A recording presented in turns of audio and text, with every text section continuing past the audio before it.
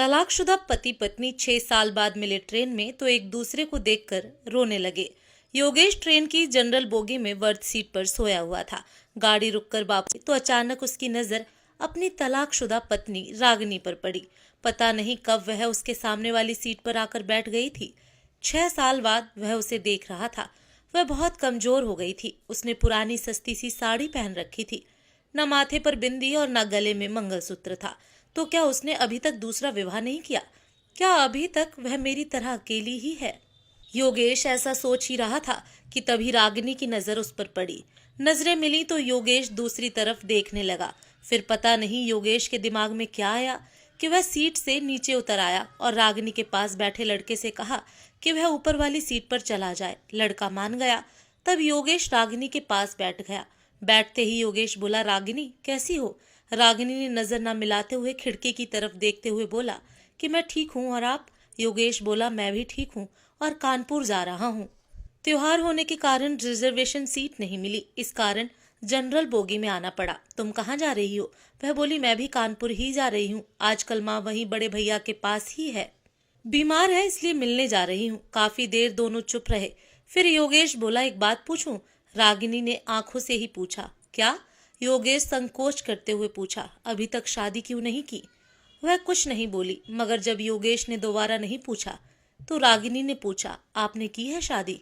योगेश ने भी बिना बोले ना में गर्दन हिला दी। फिर काफी देर तक दोनों चुप रहे, मानो एक दूसरे को परख रहे थे। डिब्बे में कुल्फी बेचने वाला आ गया था। योगेश बोला, खाओगी? रागिनी ने ना में सिर हिला दिया। योगेश ने रिक्वेस्ट करते हुए फिर पूछा, खा लो यार, तुम्हारे साथ मैं भी खा लूंगा। जानता हूँ तुम्हारी सबसे बड़ी कमजोरी कुल्फी है। वह थोड़ा मुस्कुराई तो योगेश ने महसूस किया कि वह अपनी आंखों से बहने वाले आंसुओं को समेटने का प्रयास कर रही है। 5 साल उसके साथ रहा था। जब वह अपने आंसुओं को समेटने का प्रयास करती थी तो ऐसे ही मुस्कुराया करती थी। योगेश दूसरी तरफ देखने लगा तो रागिनी चुपके से अपने आंसुओं को पोंछने लगी। फिर वह सहज होकर बोली, एक शर्त पर खाऊंगी।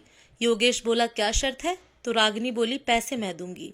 योगेश कुछ नहीं बोला। फिर रागिनी ने 2 कुल्फियां खरीद लीं और एक कुल्फी योगेश को देते हुए बोली, अब मैं भी कमाने लगी हूँ, एक प्राइवेट स्कूल में पढ़ाती हूँ, महीने के 10,000 मिलते हैं। कुल्फी खाते हुए योगेश बोला, तलाक के समय कोर्ट के आदेश पर मैं तुम्हें 30 लाख रुपए दे तो रहा था, अगर ले लेती तो अपना स्कूल खोल लेती, जबकि तुम बहुत स्वाभिमानी हो।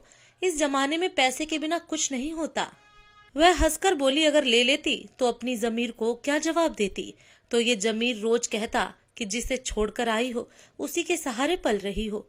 योगेश बोला, तुम बहुत अच्छी हो, मासूम हो। ये एहसास तुमसे तलाक लेने के बाद मुझे हुआ। तुम यकीन नहीं करोगी, मैं बहुत बदल गया हूँ। पीना बिल्कुल छोड़ दिया है, गुस्सा बिल्कुल नहीं करता। अब मैं किसी को नीचा दिखाने की कोशिश भी नहीं करता। जो तुम्हें बहुत बुरा लगता था, वो सब बुरी आदतें मैंने छोड़ दी हैं। वह उदास होकर बोली, अब क्या फायदा? जब मैं मना करती थी तब आप मेरी एक भी नहीं सुनते थे। आपके कारण मैं हमेशा टेंशन में रहती थी। इसी कारण मुझे 2 बार गर्भपात भी हुआ, वरना आज मेरे 2 बच्चे होते। एक 8 साल का हो गया होता और दूसरा 6 साल का होता। कहकर वो रो पड़ी। बच्चों की बात पता चली तो योगेश के भी आंखों में आंसू आ गए, लेकिन वह पुरुष था तो आंसुओं को पलकों तक पहुंचने से पहले ही पी गया और बोला, कभी कभी लगता है मैं बहुत बुरा आदमी हूँ। मैंने कभी रिश्तों की कदर नहीं की, उसी की सजा झेल रहा हूँ आज। बिल्कुल अकेला हो गया हूँ। अब माँ भी नहीं रही। माँ के ना होने पर रागिनी को बड़ा दुख हुआ और बोली, माँ को भली चंगी छोड़कर आई थी मैं, उनको क्या हो गया था? इस बार योगेश भावुकतावश अपने आंसुओं को नहीं रोक पाया और बोला, वो तुम्हें हर दिन याद करती थी, बोलती थी बहू को वापस घर ले आओ। मैं उन्हें कैसे समझाता कि तलाक के बाद बहुएं वापस घर नहीं आती। फिर दोनों के बीच चुप्पी छा गई थी। कानपुर आ गया था, स्टेशन आने वाला था। योगेश बोला, वापस कब जाओगी? रागिनी बोली, आज रात यहीं रुकूंगी, कल की सुबह ट्रेन से वापस जाऊंगी। फिर वहीं खड़ी हो गई। योगेश भी खड़ा हो गया और पूछा, कितने बजे वाली ट्रेन से वापस जाओगी? रागिनी बोली, हम गरीब लोग हैं, रिजर्वेशन नहीं करा पाते हैं, जनरल डिब्बे में सफर करते हैं, इसलिए जो भी ट्रेन मिलती है टिकट लेकर चढ़ जाते हैं। इतना कहकर वह नीचे उतर गई।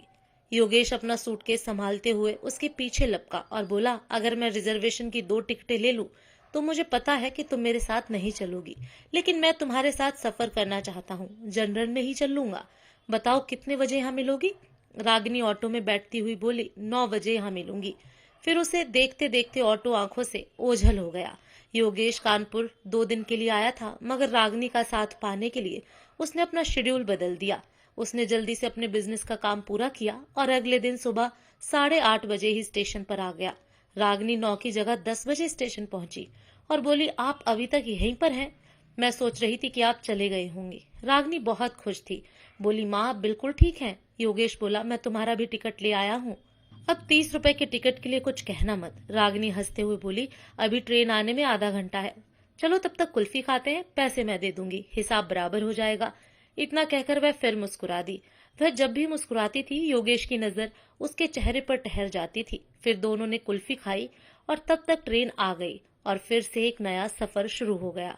मगर इस सफर में कुछ खास था। योगेश कुछ कहने के लिए तिल मिला रहा था, मगर डर भी रहा था कि वह मना कर देगी तो। योगेश नोटिस कर रहा था कि रागनी बड़े भाई के घर से नई साड़ी पहनकर आई थी। वह बहुत सुंदर लग रही थी। खिड़की से आ रही ठंडी हवा के झोंके से रागनी के ललाट पर लटकी बालों की एक लड़ी झूम उठती है। उसे ऐसे देखकर योगेश के दिल में एहसास हो उठता है कि ये औरत कभी उसकी जिंदगी थी, मगर मैं इसे संभाल कर नहीं रख पाया।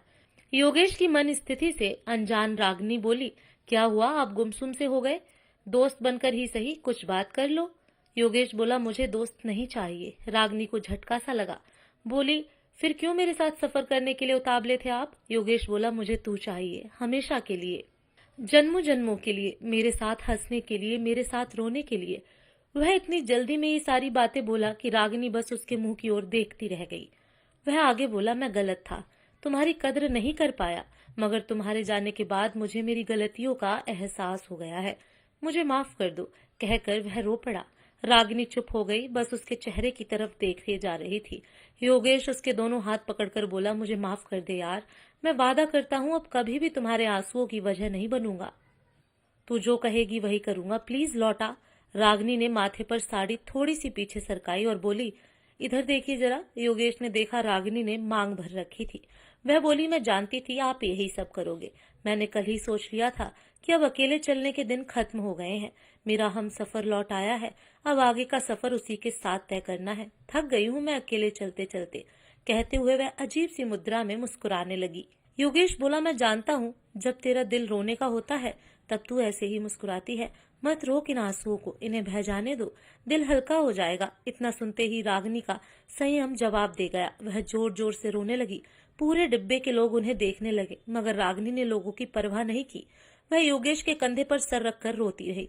कुछ देर बाद रागनी का गांव आ गया। गाड़ी कुछ पल रुकी, फिर चल पड़ी। रागनी को अब वहां उतरना ही नहीं था। जिंदगी में एक नया सफर फिर से शुरू हो गया। अब उसकी मंजिल मायका नहीं, पिया का घर था, जो बरसों से उसके लौटने का इंतजार कर रहा था। वह अब भी योगेश के कंधे पर सर रखे थी, आंखें बंद कर मंद मंद मुस्कुरा रही थी, एक मासूम बच्चे की तरह। कहानी कैसी लगी कमेंट करके जरूर बताएं। वीडियो को प्लीज लाइक कर दें, शेयर कर दें, चैनल को भी प्लीज सब्सक्राइब कर लें। धन्यवाद।